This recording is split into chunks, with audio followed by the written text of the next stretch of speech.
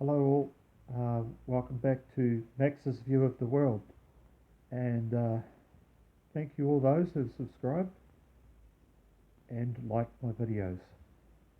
Today's topic is back to coronavirus.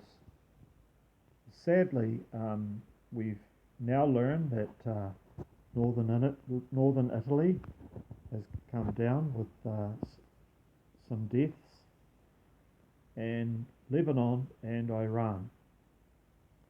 And we are learning that of the 23,000 people who have recovered, 2,400 have died.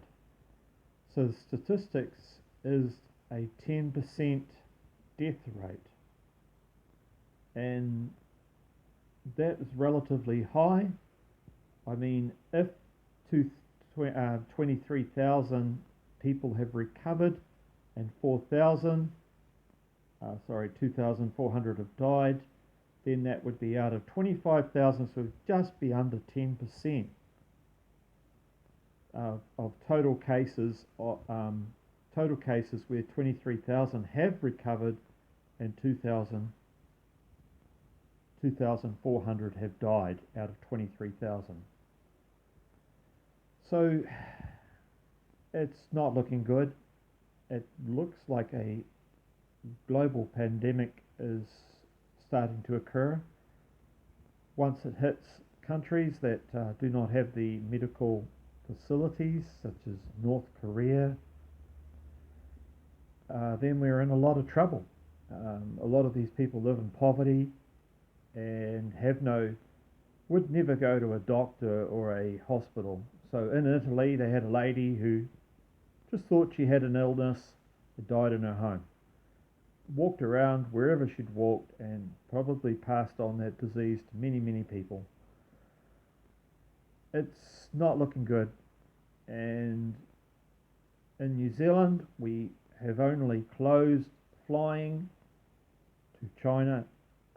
When you go on a plane, you're with 300 people.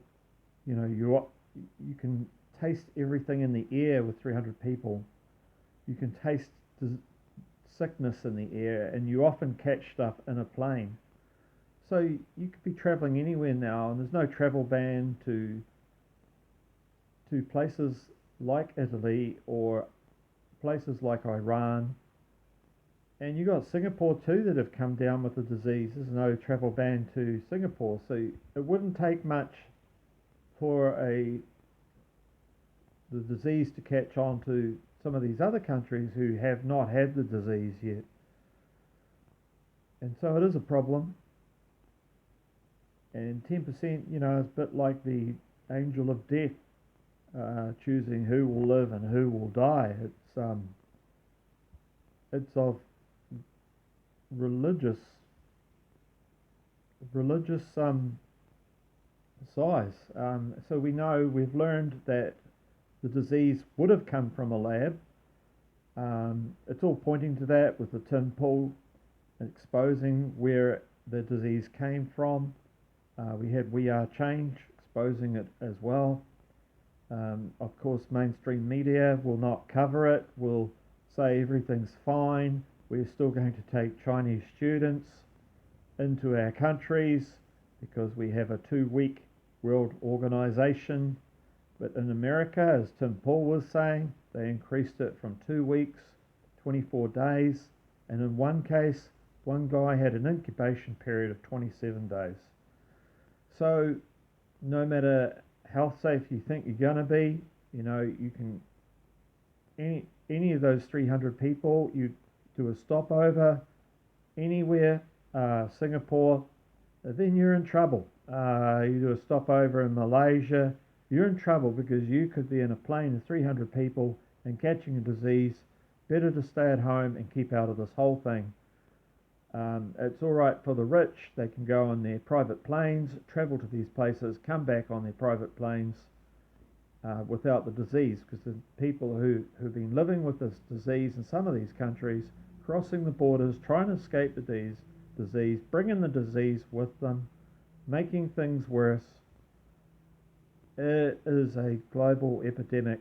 So of biblical proportions. This could be a prophecy where we're in the end times and these diseases are occurring. Also, it could be a virus which man-made, could be seen as a bioweapon. That's a new word, but I just thought of it as a man-made virus where they're going to fight their enemies. But as I was saying before, who is the enemy? Who would you give a crazy disease like that can cross borders? Because if it's airborne, it crosses borders. And I've been looking at the map, the world map, and Italy and all these places, Iran is quite a distance from China, so you can't say that it's a circumference from the lab. So it does seem to be, disease seems to be taking on areas, and these people have had nothing to do with travel that have caught these diseases, so they can't find the link. So it could be airborne, and people are being sick in their homes, don't want to inform anybody, and it seems to attack the respiratory system, and elderly people seem to be dying off rather quickly. So the disease is a concern for the elderly, particularly, although young people have died from it, but we have to remember over a period of time, the disease will mutate and have a lesser impact. Hopefully, if it's a real disease, a virus, then there will be a lesser impact as it mutates from one person to the next. So it should be becoming a better, although I've heard the opposite, but I would have thought with a virus that it mutates and less deaths occur and becomes a little bit like the measles epidemics, which is sort of a no problem, no brainer. There are some cultures that die more of the measles, like the Samoans were like people weren't being immunised in New Zealand, then the Samoans caught the disease. And see that there's been countries that have never ever had the measles, and yet this corona seems to cross borders and do all sorts of strange things, almost like it's got a life of its own, that it is like an angel of the death. It is really strange. I just want to say, guys, this is just a getting my ideas together, but I really do think that places like New Zealand should be closing borders to all countries and just close down and tighten up. We can't just keep accepting visitors. You can't go to Australia. They've had cases there. They don't know how far this thing has spread. I mean, the Prime Minister's going to Australia, while having talks over there, then flies back. She's not on a commercial plane, I don't think. But, you know, we should be closing planes around the world. We should be closing planes, particularly the ones that we know they've got the outbreak. That would be Singapore, Italy, Iran, South Korea, China, and then we should be concerned about countries like Canada, who have a close tie with China and possibly gave them the strain. They gave them a strain of corona to their labs. Apparently, I don't know if it's true, but Wuhan is the only level 4 lab that they have in China.